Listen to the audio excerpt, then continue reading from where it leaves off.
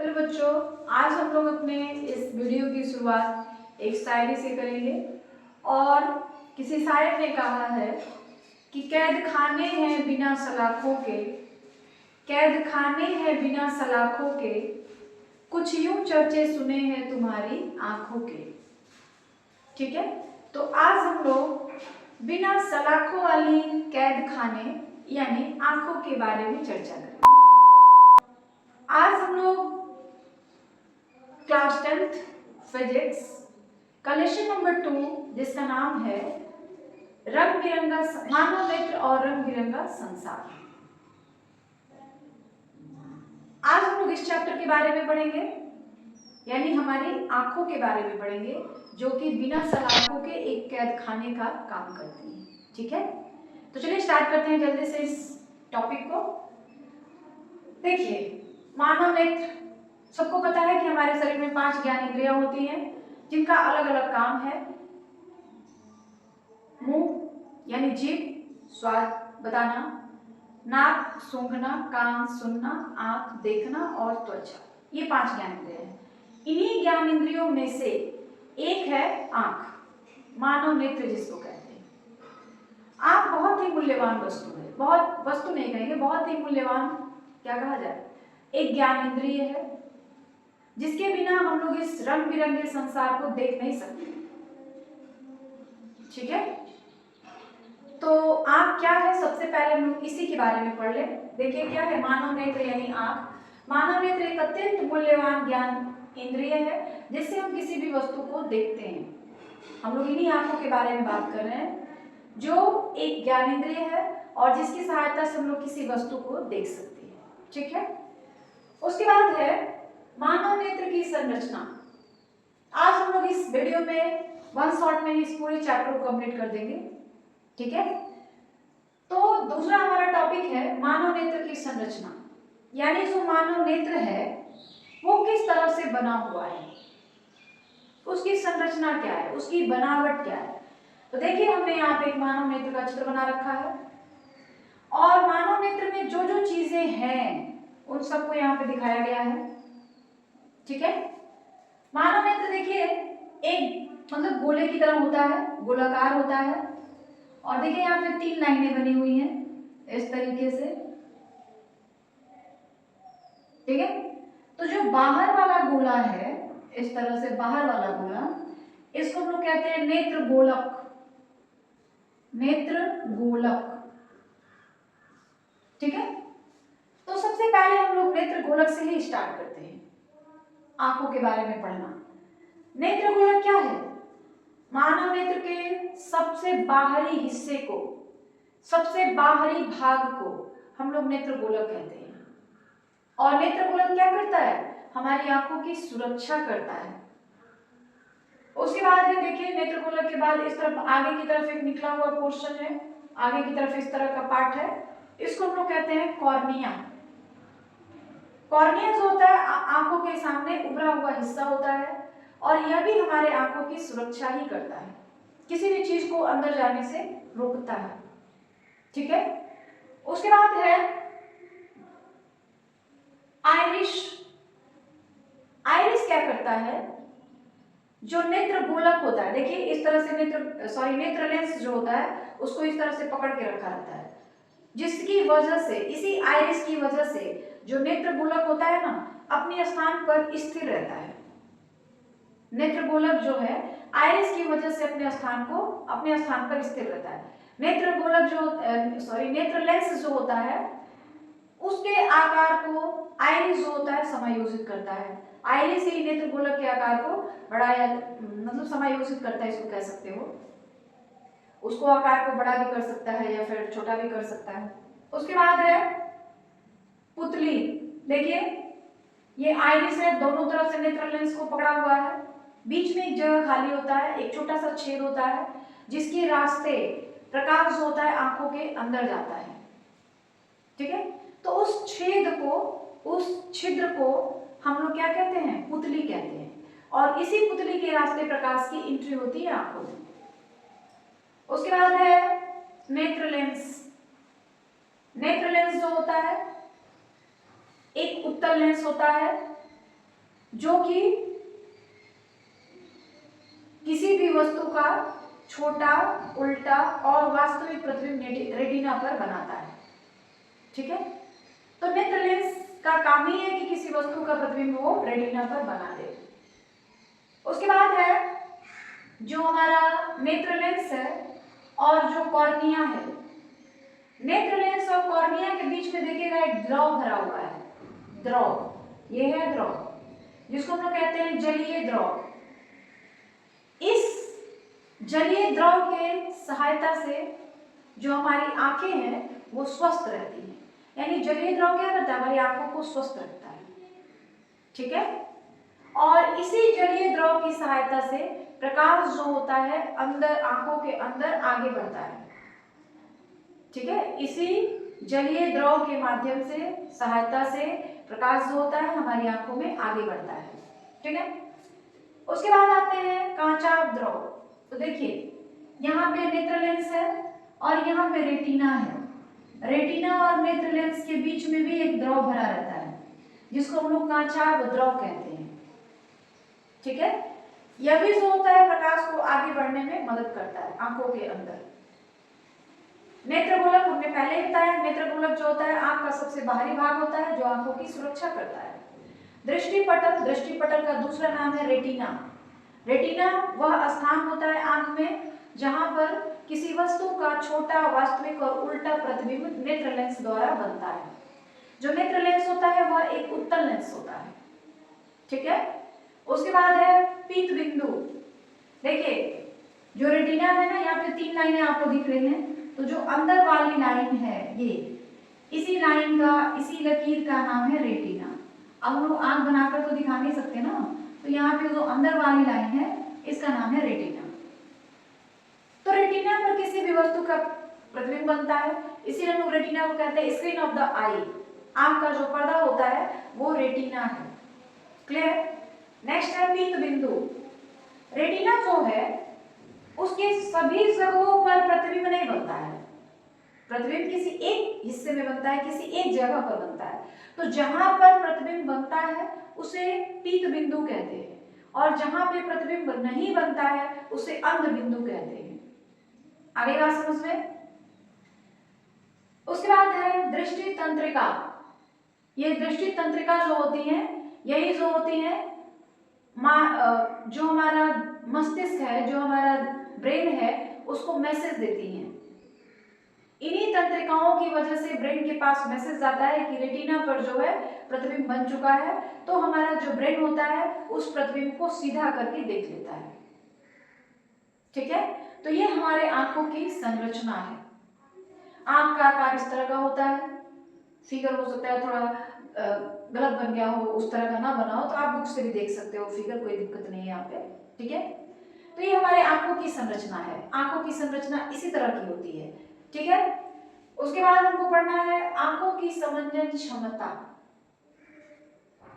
अब ये आंखों की समंजन क्षमता क्या है?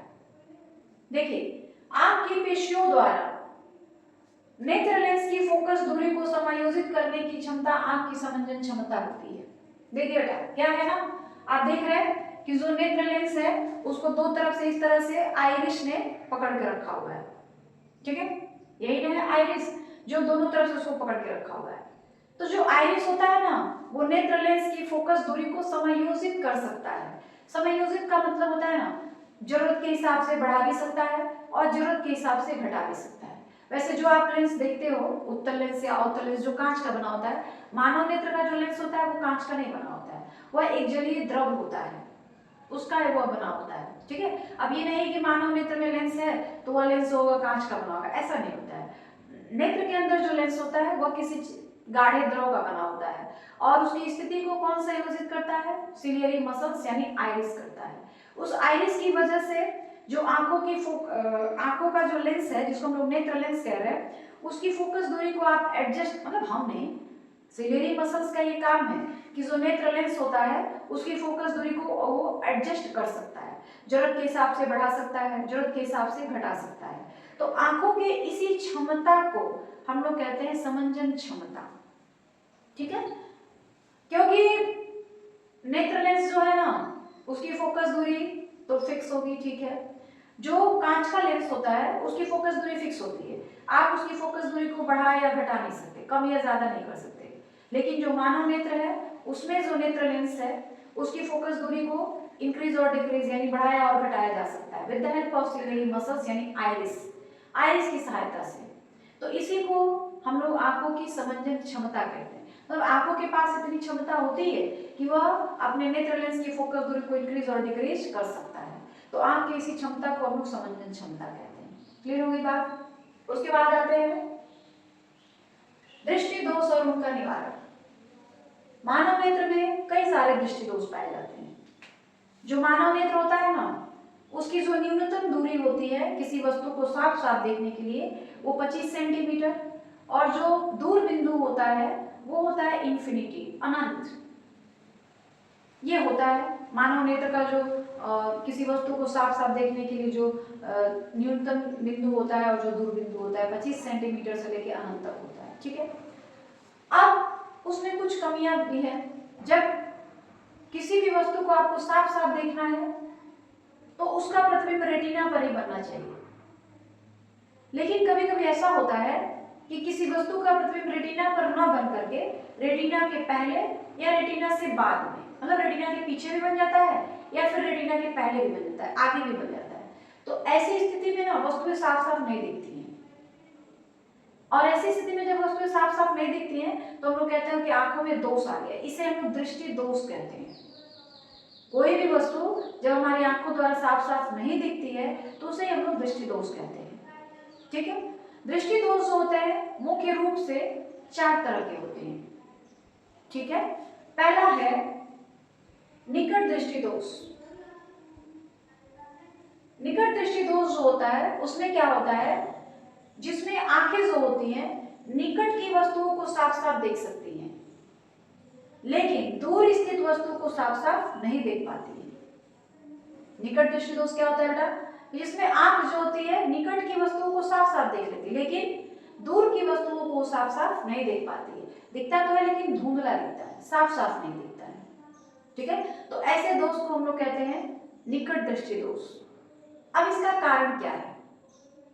निकट दृष्टि दोष के बेटा 2 मुख्य कारण हैं। एक, नेत्र गोलक की लंबाई बढ़ जाना। देखिए मान लीजिए हम यहाँ पे थोड़ा सा बनाते हैं, ठीक है। यहाँ पर ये हमारा नेत्र गोलक मतलब नेत्र है हमारा, उसकी ये नेत्र गोलक की लंबाई है, ठीक है।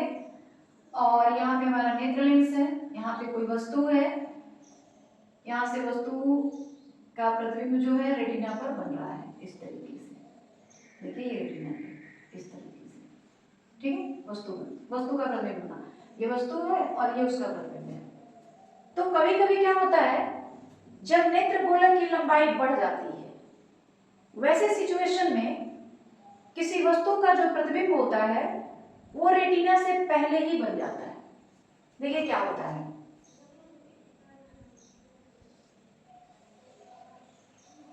ये हमारा रेटिना है, ये हमारी वस्तु है, नेत्र लेंस हो गया, इस तरह से वस्तु का प्रतिबिंब बन गया इतना छोटा, ठीक है। तो क्या हुआ, वस्तु का प्रतिबिंब यहाँ पे रेटिना पे बन रहा था लेकिन यहाँ पे क्या हो गया, रेटिना के पहले ही बन गया, रेटिना से नजदीक ही बन गया। तो इसीलिए इसमें निकट दृष्टि दोष में नजदीक की वस्तुएं साफ साफ दिखती हैं लेकिन दूर की वस्तुएं साफ साफ नहीं देख पाती हैं। दिखती तो है लेकिन क्लियर नहीं दिखती है, साफ नहीं दिखती। तो इस दृष्टि दोष को हम लोग निकट दृष्टि दोष कहते हैं। और कारण हमने 2 ही बताया, एक तो ये कि नेत्र गोलक की लंबाई बढ़ जाती है और दूसरा क्या होता है कि नेत्र की लेंस की वक्रता त्रिज्या बढ़ जाती है। नेत्र लेंस की वक्रता त्रिज्या बढ़ जाती है जिससे उसकी फोकस दूरी जो होती है वो कम हो जाती है। तो इसके 2 कारण हैं। पहला, इसके कारण 2 ही है बेटा, एक है नेत्र गोलक की लंबाई बढ़ जाना, ये पहला कारण हो गया। और दूसरा कारण क्या होता है बेटा, नेत्र लेंस की वक्रता त्रिज्या बढ़ जाना, जिससे वक्रता त्रिज्या बढ़ती है तो फोकस दूरी बढ़ जाती है। तो आप ये भी लिख सकते हो नेत्र लेंस की फोकस दूरी का घट जाना, नेत्र लेंस की फोकस दूरी का घट जाना। तो ये दो कारण हैं निकट दृष्टि दोष के, ये दो कारण है। पहला कारण है नेत्रगोलक की लंबाई बढ़ जाना, नेत्रगोलक की लंबाई बढ़ती है तो जो प्रतिबिंब रेटिना पे बन रहा था वो अब मतलब रेटिना के पहले ही बन जा रहा है, तो निकट की वस्तु साफ दिख रही है लेकिन दूर की वस्तु साफ नहीं दिख रही है। अब इसको निवारण कैसे कर सकते हैं, इसको दूर कैसे कर सकते हैं, ठीक है। तो निकट दृष्टि दोष को दूर करने के लिए हम लोग अवतल उचित फोकस दूरी का अवतल लेंस का चश्मा लगाते हैं, जिससे जो प्रतिबिंब रेटिना के पहले बन रहा था चश्मा लगाने के बाद वो प्रतिबिंब फिर से रेटिना पर बनने लगता है और चीजें हमको फिर से क्लियर दिखने लगती हैं। आगे बात समझ में? तो इस दोष को हम लोग कहते हैं निकट दृष्टि दोष, जिसमें वस्तु निकट की चीजों को देख लेती है लेकिन दूर की चीजों को साफ साफ नहीं देख पाती है।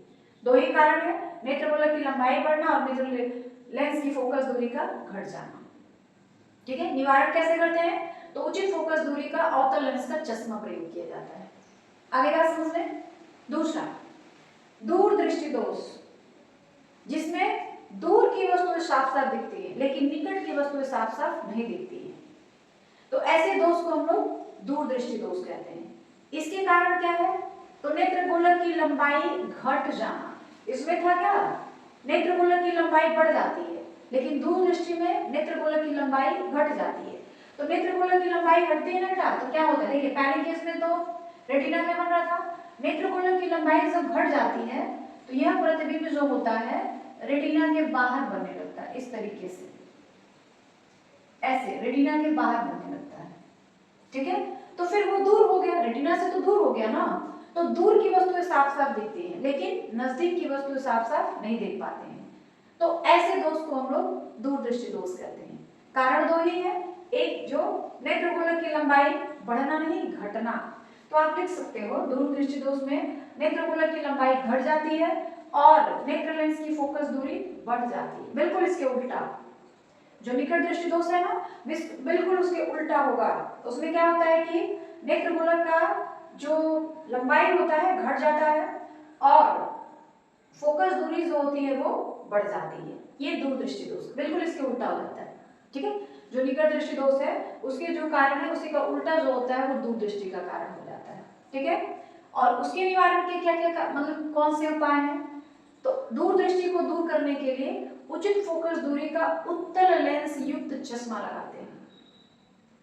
तो उत्तल लेंस युक्त जब चश्मा लगाते हैं तो जो प्रतिबिंब वस्तु का रेटिना के बाहर बन रहा था, रेटिना से दूर बन रहा था, वो प्रतिबिंब वापस से पुनः रेटिना पर बनने लगता है और जैसे ही प्रतिबिंब रेटिना पर बनता है चीजें हमको फिर से साफ दिखने लगती हैं, ठीक है।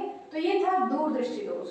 एक तीसरा भी दोष आता है जिसको हम लोग कहते हैं जरा दृष्टि दोष। जरा का मतलब होता है बुढ़ापा। यह दोष होता है ना मुख्य रूप से वृद्धा अवस्था में आता है। वृद्धावस्था में आता है जिससे क्या होता है कि जो आइरिस होता है उसकी लचक कम हो जाती है। आंख के जो भी पार्ट होते हैं, जो भी कंपोनेंट्स होते हैं, जो भी अवयव होते हैं, वो अपना अपना काम ठीक ढंग से नहीं कर पाते हैं। तो ऐसी स्थिति में क्या होता है, नेत्र जो होता है, मनुष्य का आंख जो होता है, वो ना तो दूर की वस्तु को साफ साफ देख पाता है और ना तो निकट की वस्तु को साफ साफ देख पाता है। तो ऐसी दृष्टि को हम लोग, ऐसे दोष को हम लोग कहते हैं जरा दृष्टि दोष, ठीक है। और इस दोष का जो कारण है वो यही है कि जो आइरिस है उसकी लचक कम हो जाती है, वो फोकल लेंथ को बढ़िया मतलब अच्छे से जो नेत्र लेंस है उसकी फोकस दूरी को एडजस्ट नहीं कर पाता है, जिसकी वजह से ना तो दूर की वस्तु साफ साफ दिखती है और ना तो नजदीक की वस्तु साफ साफ दिखती है, क्योंकि हर हाल में रेटिना पे प्रतिबिंब नहीं बन पाता है। तो इसको दूर करने के लिए हम लोग क्या करते हैं, द्विफोकल लेंस का प्रयोग करते हैं। द्विफोकल लेंस का जो चश्मा होता है उसका प्रयोग करते हैं, मतलब एक ऐसे चश्मे का प्रयोग करते हैं जिसमें दोनों लेंसों का प्रयोग किया गया हो, उत्तल लेंस का भी और अवतल लेंस का भी, ठीक है। तो उसे हम कहते हैं द्विफोकल लेंस, ठीक है, जिसमें दोनों लेंसों का उपयोग किया जाता है। उसके बाद एक और भी है दोष इसका, जिसको हम लोग कहते हैं वर्णांधता।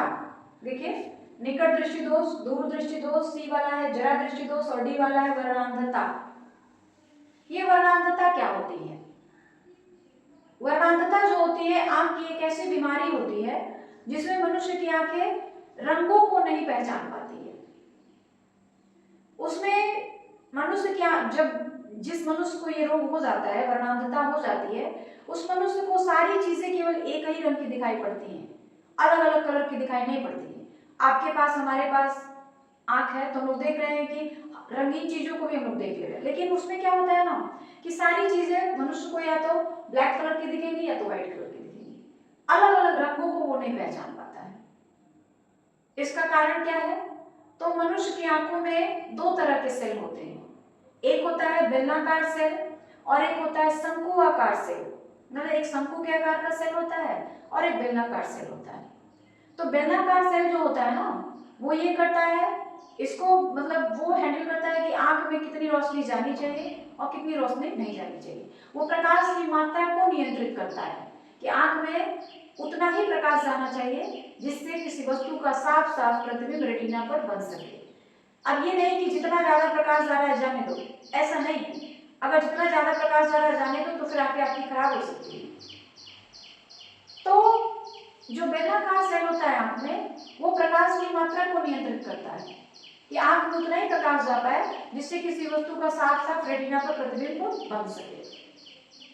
और जो दूसरा सेल होता है शंकु आकार का सेल, वो क्या करता है?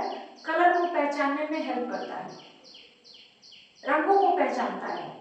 तो जिस मनुष्य की आंखों में वर्णांधता बीमारी हो जाती है ना, उसका कारण ये होता है कि उसके आंखों में शंकु आकार के सेलों की कमी हो जाती है, या किसी भी कारण से उसके आंख में शंकु आकार के सेल जो होते हैं वो होते ही नहीं है।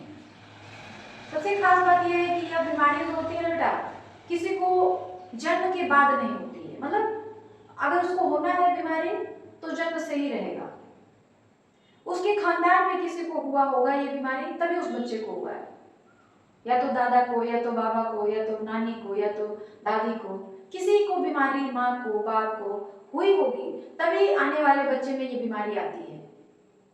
और जब एक बार बीमारी हो जाती है तो फिर इस बीमारी का कोई इलाज अब तक नहीं संभव हो पाया है।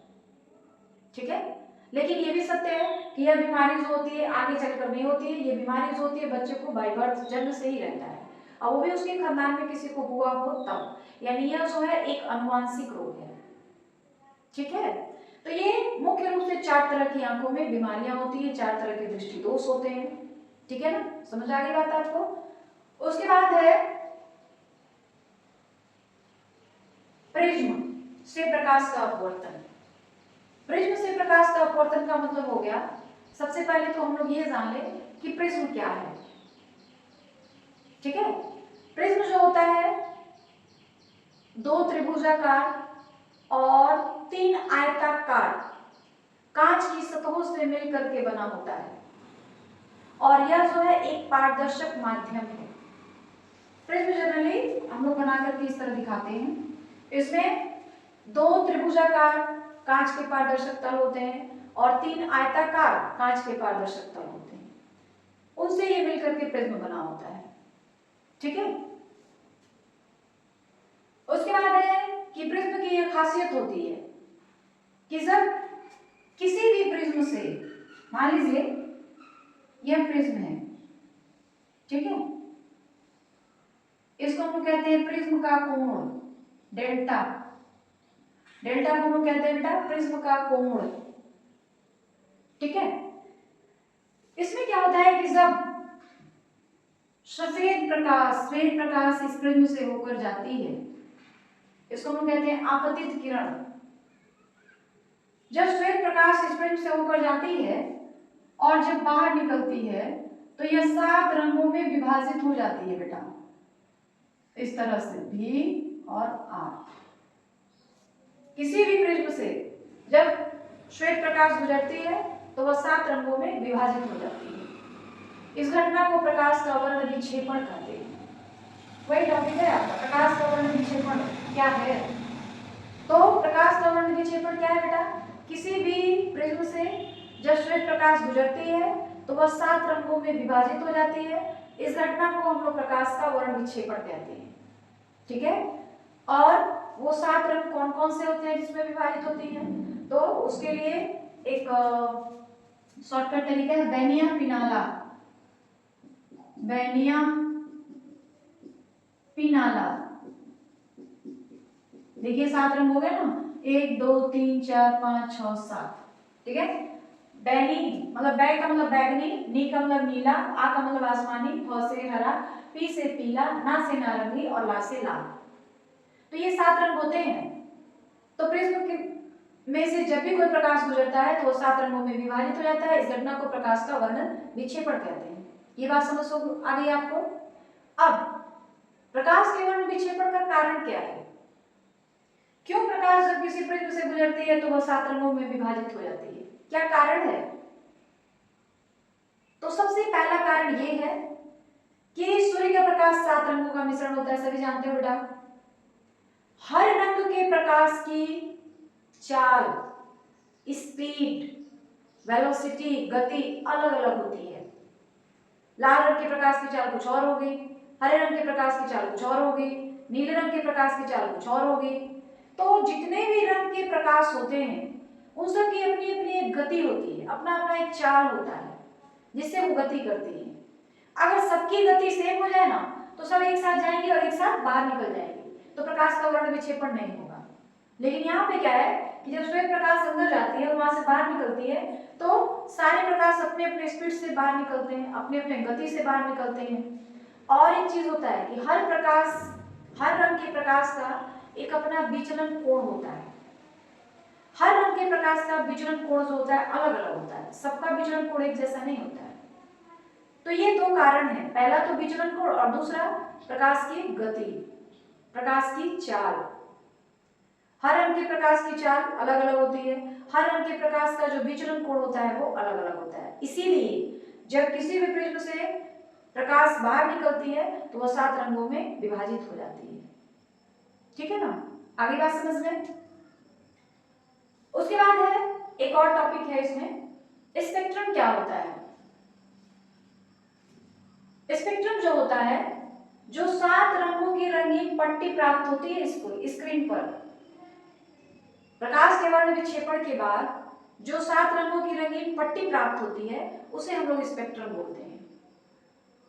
ठीक है, प्रकाश के वर्ण विक्षेपण के बाद जो हमें 7 रंगों की रंगीन पट्टी प्राप्त होती है उसे ही हम लोग क्या कहते हैं? स्पेक्ट्रम कहते हैं।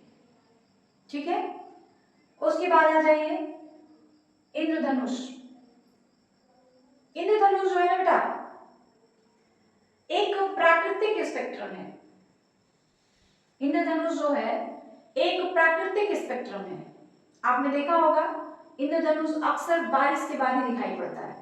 अगर बारिश ना हो तो फिर इंद्रधनुष नहीं दिखाई पड़ता है, और बारिश लगातार खूब तेज मूसलाधार बारिश हो रही है तो उसमें भी इंद्रधनुष नहीं दिखाई पड़ता है। इंद्रधनुष कब दिखाई पड़ता है? जब बारिश हो करके खत्म हो जाती है, तब जाकर के इंद्रधनुष कभी कभी हमको देखने का मौका मिलता है, हर समय नहीं। तो उसमें होता क्या है कि वर्षा के बाद वर्षा की कुछ बूंदें जो होती है वायुमंडल में लटकी हुई रहती है। ठीक है, और जब उस पर सूर्य का प्रकाश पड़ता है, देखिए वर्षा के बाद क्या होता है, हमने क्या कहा कि वर्षा के बाद वायुमंडल में कुछ वर्षा की बूंदें जो होती हैं वो लटकी हुई रहती हैं। तो जब उस पर सूर्य का प्रकाश पड़ता है, जब उस पर सूर्य का प्रकाश पड़ता है तो वो जो वर्षा की बूंदें होती हैं वो एक प्रिज्म की तरह काम करने लगती हैं। आई बात समझ में? वायुमंडल में वर्षा के बाद वर्षा की कुछ बूंदें वायुमंडल में लटकी हुई रहती हैं, और जब उस पर सूर्य का प्रकाश पड़ता है तो वह प्रिज्म की तरह काम करने लगती हैं। अब प्रिज्म की तरह काम कर रही है मतलब उससे जो भी प्रकाश निकलेगा वो 7 रंगों में विभाजित हो जाएगा। तो वह जब प्रिज्म की तरह काम करने लगती है तो उससे जब प्रकाश बाहर निकलता है तो वह 7 रंगों में विभाजित हो जाता है, जिसको हम लोग स्पेक्ट्रम कहते हैं। और यही स्पेक्ट्रम जो होता है इंद्रधनुष कहलाता है, जिससे हम लोग देखते हैं। ठीक है, देखिए क्या होता है कि मान लीजिए कहां पे सुना जाए, यहीं पे मान लीजिए ये वर्षा की बूंदे हैं, ठीक है, कोई वर्षा की बूंद है, इससे जो है सूर्य का प्रकाश इस तरह से पड़ रहा है, ऐसे, ठीक है। तो ये फिर से टकरा गई, ठीक है, फिर ये बाहर निकले इस तरीके से,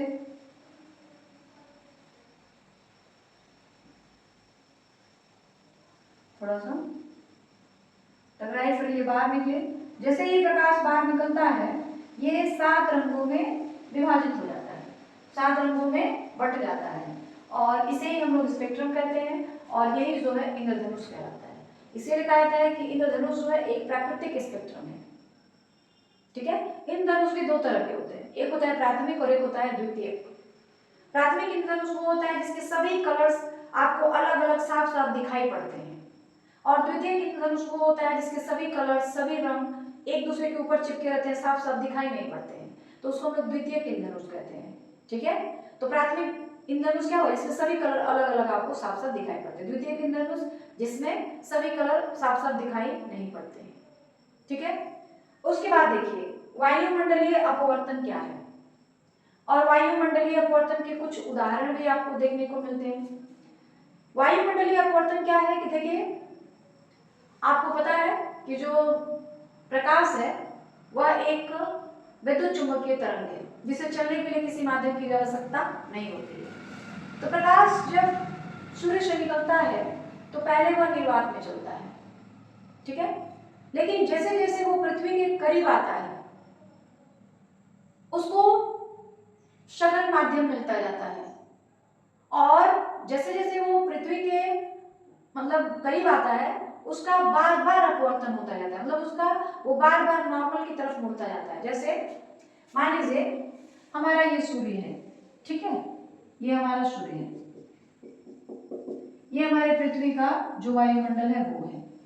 तो यहाँ तक तो मान लीजिए निर्वात है, तो यहाँ तक लाइट आ रही है, सीधी आएगी बिल्कुल ऐसे, लेकिन जैसे ही वो वायुमंडल में प्रवेश करेगी जो विभिन्न प्रकार की गैसें हैं उनसे टकराएगी, जो वायुमंडल में धूल कण है उनसे टकराएगी, और उसका बार बार अपवर्तन होगा। अपवर्तन होने के बाद वो बार बार नॉर्मल की तरफ मुड़ती जाएगी।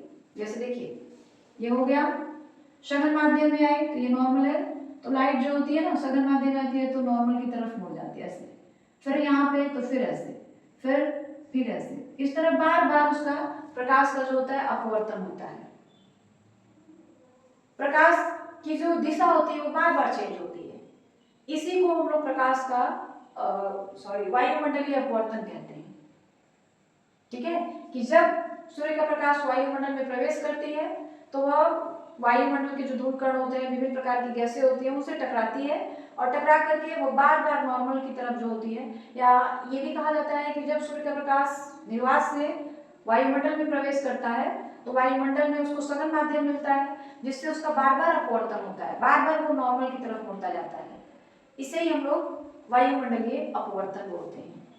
वायुमंडलीय अपवर्तन के कई उदाहरण आपको देखने को मिलते हैं, जैसे तारों का टिमटिमाना, ग्रह क्यों नहीं टिमटिमाते, यह भी है, मतलब वायुमंडलीय अपवर्तन के कारण ही तारे टिमटिमाते हैं और ग्रह नहीं टिमटिमाते हैं। तारे अपनी वास्तविक ऊंचाई से ऊपर दिखते हैं, अग्रिम सूर्योदय तथा विलंबित सूर्यास्त। तारों का टिमटिमाना यह वायुमंडलीय अपवर्तन का एक उदाहरण है। तो बेटा तारे टिमटिमाते क्यों हैं?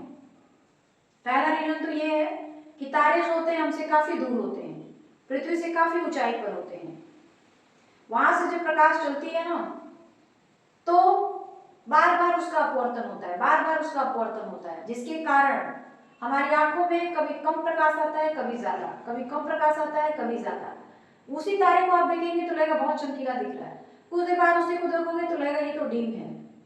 तो इसे हम लोग टिमटिमाना बोलते हैं, जो कम ज्यादा कम ज्यादा कम ज्यादा होता रहता है उसको हम लोग टिमटिमाना बोलते हैं। लेकिन ये जो बल्ब है बिल्कुल एक समान रूप से सुबह से शाम तक जल रहा है तो इसको हम लोग टिमटिमाना नहीं कहेंगे, लेकिन यही ऐसे ऐसे होता है तो ये टिमटिमा रहा है। तो तारों के साथ भी यही होता है, तारों के पास जब प्रकाश आती है हमारे पास, हमारी आंखों तक, तो होता है क्या कि उसका बार बार अपवर्तन होता है, जिसके कारण हमारे पास हमारी आंखों में जो प्रकाश आता है वो कभी कम आता है, कभी ज्यादा आता है। और तारे हमें टिमटिमाते हुए नजर आते हैं। तो यह जो है वायुमंडलीय अपवर्तन का एक उदाहरण है।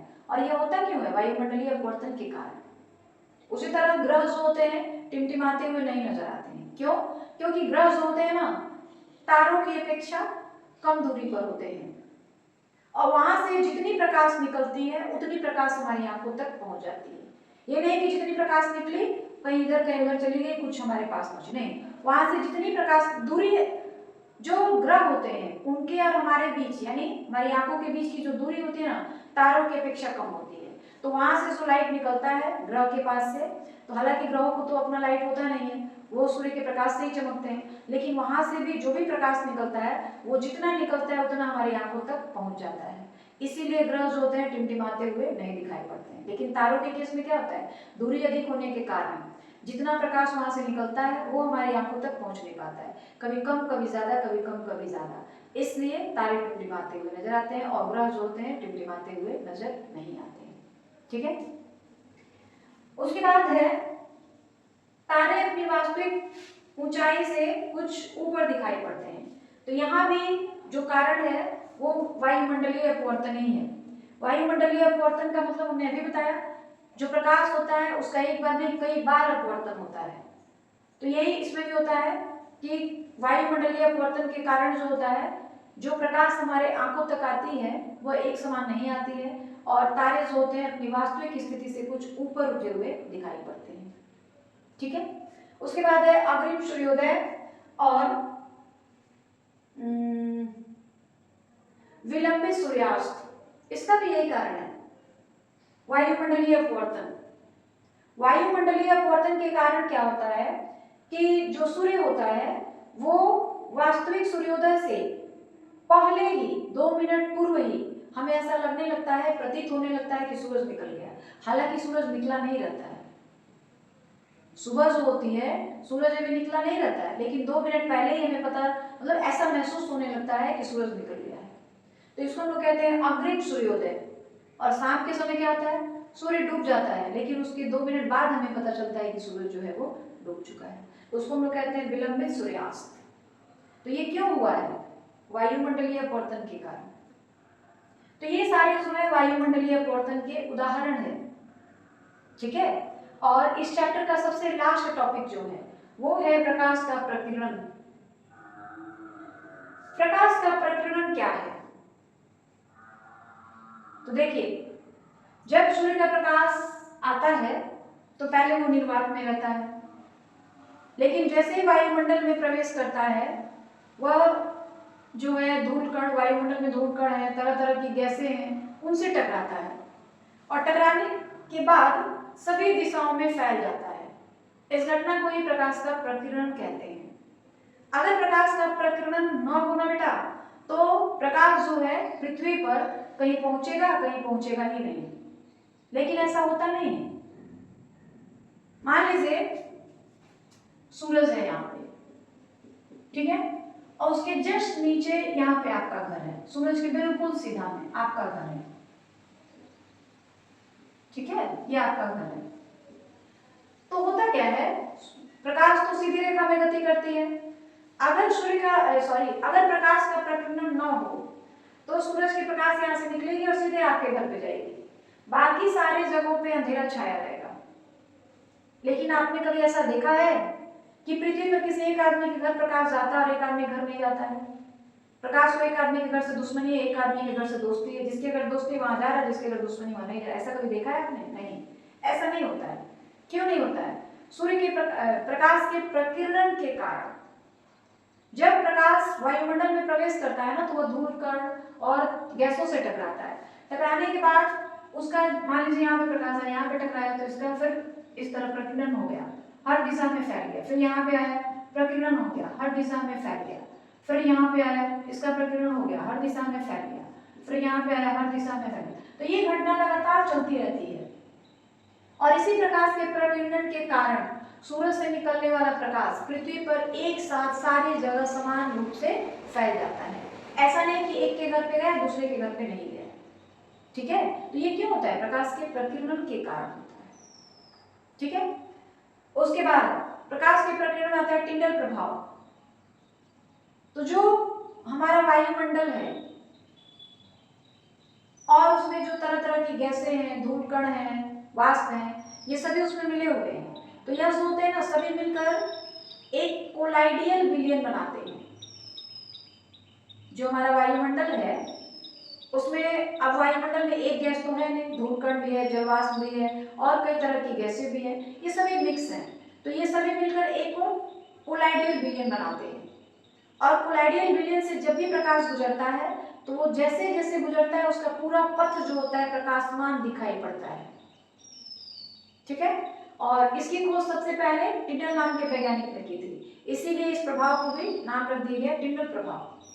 आपने देखा होगा पूरे घर में अंधेरा है, कहीं घर में एक छेद है अगर, तो वहां से लाइट आती है और पूरा रास्ता हमको दिखाई पड़ता है साफ साफ कि लाइट कहाँ से आ रही है, फिर किधर मुड़ रही है, फिर किधर जा रही है, पूरा रास्ता हमको प्रकाशमान दिखाई पड़ता है। तो यह जो है टिंडल प्रभाव है। आपने जंगलों में देखा होगा कि जो लाइट जाती है, जब ठंडी का मौसम होता है, बहुत ज्यादा कुहासा रहता है, उस समय आपने देखा होगा कि लाइट कैसे कैसे जा रही है, पूरा रास्ता हमको साफ साफ दिखाई पड़ता है। तो ये टिंडल प्रभाव है। और टिंडल प्रभाव जो होता है ना, सभी विलयन नहीं दिखा पाते हैं, केवल कोलाइडियल विलयन और जो निलंबन होते हैं वो, यही टिंडल प्रभाव दिखाते हैं। तो जो हमारा वायुमंडल है वो विभिन्न प्रकार के गैसों का, धूलकण का, वाष्प का मिश्रण है और ये सभी मिलकर एक कोलाइडियल विलयन बनाते हैं। और इससे जब प्रकाश गुजरता है तो उसका पूरा रास्ता साफ साफ दिखाई पड़ता है, जिसे हम लोग टिंडल प्रभाव कहते हैं। ठीक है ना। उसके बाद खतरे का सिग्नल लाल होना। खतरे का सिग्नल जो होता है लाल क्यों बनाया जाता है? क्योंकि जो लाल रंग का प्रकाश होता है ना, उसका प्रकीर्णन सबसे कम होता है और वो कम समय में काफी दूर तक जा सकता है। तो इसीलिए जो खतरे के सिग्नल्स होते हैं उनको लाल रंग का बनाया जाता है, ताकि लोग दूर से ही उसको देख सके कि यहाँ पे लाल कुछ दिख रहा है, मतलब यहाँ पे कोई खतरा है। बाकी जो लाल रंग को छोड़कर जो भी अलग कलर के जो प्रकाश है उनका प्रकीर्णन बहुत ज्यादा होता है। ठीक है, और लाल रंग का प्रकीर्णन जो होता है सबसे कम होता है। यही कारण है कि जो भी खतरे के सिग्नल्स होते हैं वो लाल रंग के बनाए जाते हैं। ठीक है, और इस चैप्टर का सबसे लास्ट टॉपिक, सूर्योदय तथा सूर्यास्त के समय सूर्य लाल दिखाई पड़ता है, क्यों? क्वेश्चन ये है कि सूर्योदय और सूर्यास्त के समय सूर्य लाल दिखाई पड़ता है, ऐसा क्यों होता है? तो यह भी जो होता है प्रकाश के प्रकीर्णन के कारण ही होता है। मान लीजिए सूर्योदय और सूर्यास्त के समय क्या होता है, देखिए यहाँ पे एक फिगर से समझिए।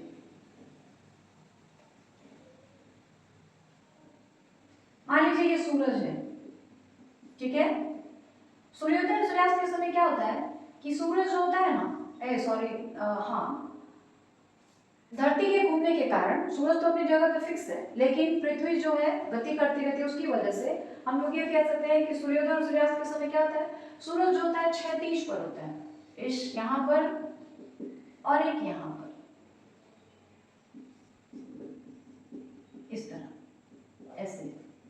ठीक है, सूरज का प्रकाश जो होता है यहाँ से निकलता है। तो देखिए क्या होता है कि सूरज और पृथ्वी के बीच दोपहर के समय जो होती है ना, दूरी कम होती है, लेकिन सुबह और शाम के बीच क्या होता है, पृथ्वी और सूर्य के बीच की दूरी बढ़ जाती है, क्योंकि उस समय सूरज जो होता है क्षैतिज पर रहता है पृथ्वी के साथ। तो मान लीजिए ये दोपहर हो गया, दोपहर के समय सूरज और पृथ्वी के बीच की दूरी घट जाती है, सूरज बिल्कुल हमारे सीधे लंबवत रहता है, लेकिन शाम और सुबह के समय सूरज और पृथ्वी के बीच की दूरी क्या होती है, बढ़ जाती है।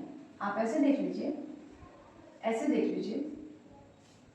ठीक है, तो जब यहां से प्रकाश निकलता है तो लाल रंग के प्रकाश का प्रकीर्णन सबसे कम होता है और उसके सिवाय जितने भी कलर्स हैं, जितने भी रंग के प्रकाश हैं, उनका प्रकीर्णन सबसे ज्यादा। देखो बेटा, तुम लोग यहाँ कंफ्यूज ना होना, प्रकीर्णन का मतलब होता है फैलना। धुआं है, यहाँ उठता है और तुरंत सारे डायरेक्शन में, सभी दिशाओं में फैल जाता है, तो वो प्रकीर्णन हो गया। उसी तरह से यहाँ से प्रकाश जब निकलता है तो सातों रंग के प्रकाश एक साथ निकलते हैं, कुछ यहाँ तक आके खत्म हो जाते हैं, कुछ यहाँ तक आके खत्म हो जाते हैं, कुछ प्रकाश यहाँ तक आते हैं, कुछ प्रकाश यहाँ तक आते हैं, कुछ प्रकाश यहाँ तक आते हैं, कुछ प्रकाश यहाँ तक आते हैं, और केवल लाल रंग का जो प्रकाश होता है, यहाँ पे पृथ्वी रखा जाता है, पृथ्वी यहाँ पर, सूर्य तो अपनी जगह फिक्स है, ये पृथ्वी है। ठीक है, तो केवल लाल रंग का प्रकाश ही पृथ्वी तक पहुंच पाता है, बाकी सारे प्रकाश आसमान में फैल करके प्रकिरणित होकर के खत्म हो जाते हैं। तो केवल लाल रंग का प्रकाश ही ना पृथ्वी तक पहुंचा है, तो हमको तो कोई भी चीज लाल ही दिखेगा, क्योंकि वही प्रकाश हमारी आंख में जा रहा है, बाकी कोई कलर का प्रकाश तो आंख में जा नहीं रहा है। बाकी सारे प्रकाश यहाँ तक आते आते पृथ्वी से कुछ दूरी पर ही खत्म हो जाते हैं, लेकिन केवल लाल रंग ही ऐसा है जिसका प्रकीर्णन कम होता है और वह पृथ्वी तक पहुंच पाता है, हमारी आंखों तक पहुंच पाता है। और यही कारण है कि सूर्योदय और सूर्यास्त के समय जो होता है, सूरज जो होता है लाल रंग का दिखाई पड़ता है, लेकिन दोपहर के समय सूरज जो होता है बिल्कुल उजले रंग का दिखाई पड़ता है, इसलिए कि सूरज वहां पे बिल्कुल सर के ऊपर होता है, मतलब बिल्कुल लंबवत में होता है, और सारे प्रकाश एक साथ हमारी आंखों तक आ जाते हैं। तो सारे प्रकाश जब एक साथ हमारी आंखों तक आते हैं तो इसीलिए सूरज जो होता है उजला दिखाई पड़ने लगता है। सूर्योदय सूर्यास्त के समय क्या होता है, लाल रंग के प्रकाश का प्रकीर्णन कम होने के कारण सारे प्रकाश प्रकीर्णित होकर खत्म हो जाते हैं, केवल लाल रंग का ही प्रकाश पृथ्वी तक पहुंच पाता है, और इसीलिए सूरज जो है सूर्योदय और सूर्यास्त के समय लाल रंग का दिखाई पड़ता है। आगे बात समझ में? तो यहाँ पे ये जो आपका चैप्टर है मानव नेत्र और रंग बिरंगा संसार, उसके सारे टॉपिक्स हमने यहाँ पे क्लियर कर दिए हैं। एनसीईआरटी की बुक के हिसाब से कोई ऐसा टॉपिक नहीं है जो हमने छोड़ा है, और यह चैप्टर जो है बड़ा इंपॉर्टेंट भी है, पढ़ने में मजा भी आया है। ठीक है, तो देख लीजिए कि सारे टॉपिक्स आपको क्लियर है या नहीं। देखो बेटा, हर इंसान के अंदर कुछ कमी होती है, मैं बार बार कहती हूँ हमारे अंदर भी कुछ कमियां होंगी। ठीक है, तो एक इंसान को अपनी अच्छाई दिखाई पड़ती है, कमी नहीं दिखाई पड़ती है, वो कमी आप लोग बताओगे कि मेरे अंदर क्या कमी है। ठीक है, तो जो भी कमियां हो वीडियो के अंदर उसे कमेंट के थ्रू जरूर बताइए, ताकि मैं उसे दूर कर सकूं और अपने आप को और सुधार सकूं। ठीक है, क्योंकि एक टीचर अच्छा है या खराब है इसकी पहचान टीचर नहीं करता, स्टूडेंट्स करते हैं। आप स्टूडेंट्स हैं, आप डिसाइड करिए कि मैं जो पढ़ा रही हूँ या जो मतलब जो भी बता रही हूँ वो ठीक है कि नहीं, मैं एक अच्छी टीचर हूँ कि नहीं।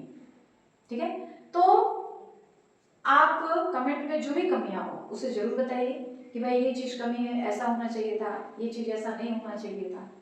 ठीक है, तो इस तरीके से आपका जो चैप्टर है यहाँ पे खत्म हो गया है। और वीडियो के लास्ट में जैसा मैं रोज कहती हूँ आज भी कहूंगी कि जितना ज्यादा हो सके वीडियो को लाइक करें, शेयर करें, चैनल को सब्सक्राइब कर लें, ताकि वीडियो यहाँ से जो भी अपलोड किए जाए उसका नोटिफिकेशन आपको सही समय पे मिल जाएगा।